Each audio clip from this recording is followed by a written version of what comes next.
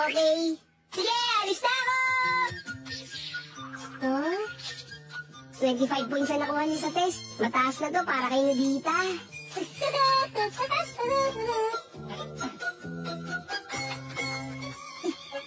Hoy, Sidayo! Hindi ka naman kasi nagaling eh! Bagay naman, di ba? Sige, mag-practice tayo! Hoy, Nobita! Maglaro ka na ulit! Ano yung hawak mo? Ah, ito ba? Pamugpok ng alaala ang tawag dito. Kaya nitong ipaalala sa'yo mga bagay na hindi mo maalala. Ganun ba? Gadget ba yun ni Doraemon? Meron ka bang bagay na hindi maalala? Wala! Tara na, Damulag! Damulag, bilisan mo! Ano ba? Ano, Bita? Ganito kasi. Tinignan ko yung album ko nung preschool pa lang ako. Tapos ayun, may picture ng isang babae sa album na yun, pero hindi ko na maalala kung sino yun eh. Gusto ko pa naman sanang maalala yun. Damulag! Ano ba? Tara na! Ng isang babae? Hindi ba si Shizuka yun? Hindi, iba siya eh. At syempre, iba rin yung kay Jaiko. Cute nga siya eh. Halika, ipapakita ko sa'yo. Eto siya oh, ang cute niya, di ba? Oo nga, ang cute niya. Sabi ko na sa'yo eh, mukha kaming masaya dito sa picture, di ba? Oo. Pero pamilyar siya, parang nakita ko na siya dati ah. Sigurado ka? Pero hindi ko alam kung sino. Ganun ba? Nakapagtataka pero hindi ko talaga maalala kung sino siya. Gusto kong malaman kung sino siya. Alam mo kung sino siya, Nobita? Hindi ko alam. Hindi ko talaga alam kung sino siya.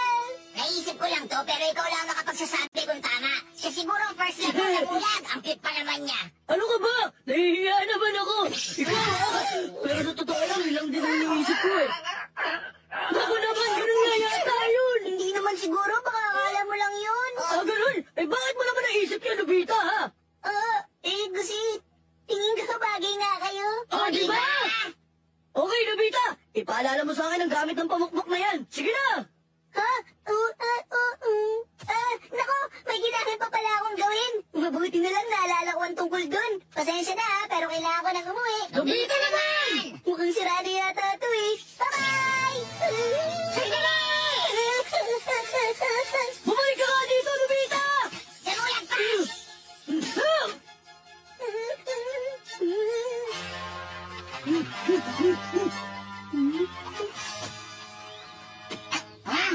Damulag, wala siya rito. Mukhang lumiko siya sa kanto eh. Nasa bar siguro siya ngayon. Nobita! Bakit kaya siya nagmamadali? Siguro may ginawa na naman siyang kalokohan. Hindi naman eh. Hindi ko yung ginamit sa panluloko. Talaga? Huh? Tingnan mo, hinahanap ka nila. Kasi... Ha? Kung gano'n ang batang babaeng yun ay si... Ako yung nasa picture na yun. Hindi lang halata dahil hindi pa ako nakasalamin nun. At sinuotan ako ni mama ng damit pang babae nung maliit pa lang ako. Naku. Kaya kung gagamitin yung pamukpok, maalala niya kung sino yun. Lagot na. Sigurado magwawala siya sa sobrang galit. Kasi naman ang first love niya walang iba kundi ikaw, Nobita. Si Doraemon! Ibig sabihin, nandito rin si Nobita. Okay, balik mo na sa akin yung pamukpok. Ito.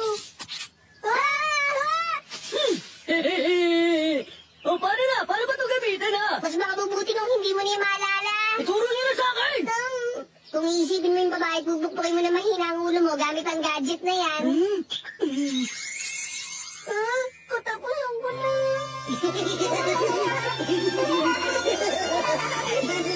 Nobita!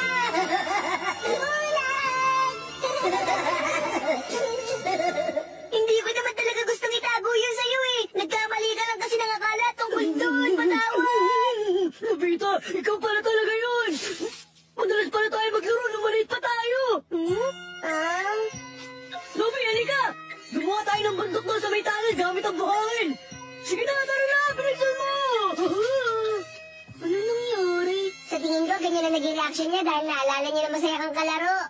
Alalahanin mo rin yun at makipaglaro ka sa kanya tulad ng ginagawa niyo nung maliliit kayo.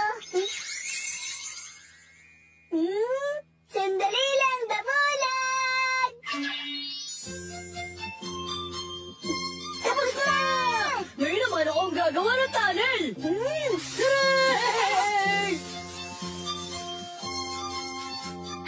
Nandiyan ka pala, Damulag! Damulag, nakita ko na siya. Huliin mo na si Nobita. Pinaiyak mo ang kaibigan ko si Nobby! Lagot ka sa akin!